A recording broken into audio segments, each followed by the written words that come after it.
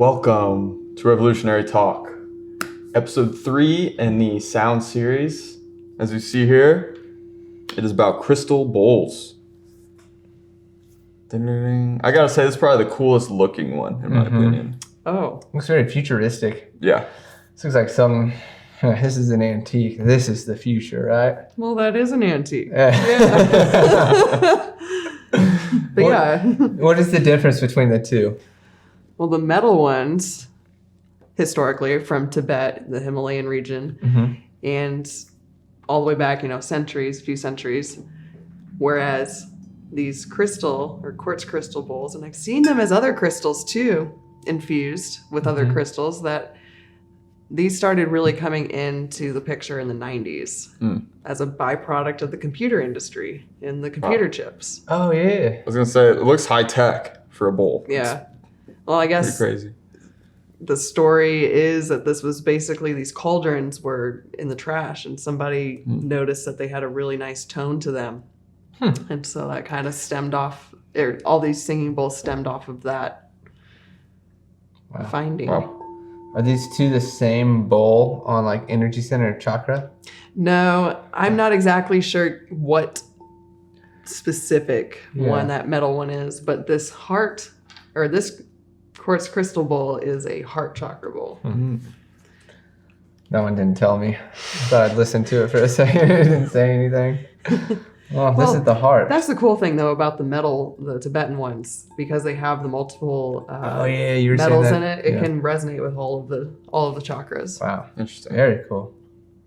So in what setting or, performance, however you want to call it, you prefer to use this crystal bowl?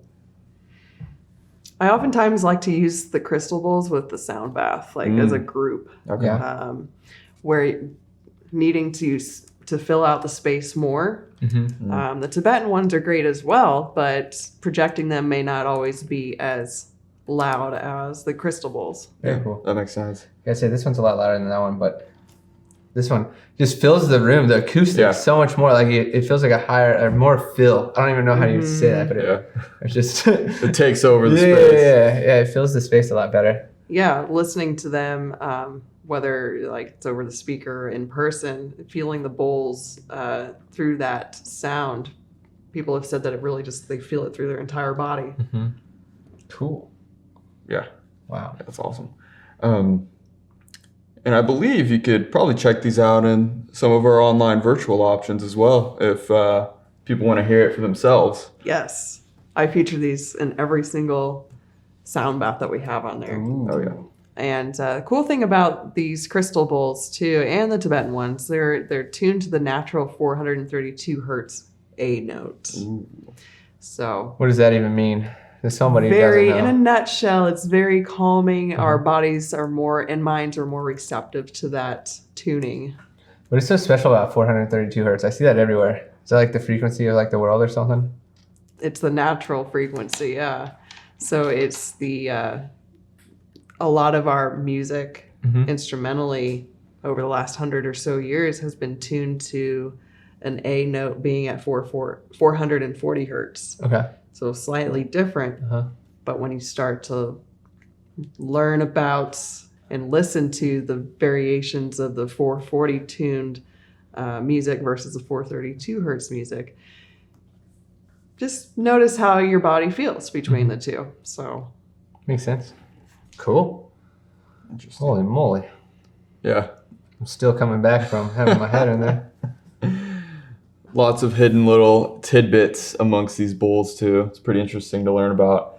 Any other final takeaways on this one? I mean, obviously I already mentioned where people can check it out. So click that link in the description if you want to see it in the well for yourself. Anything else people should know about this one in particular?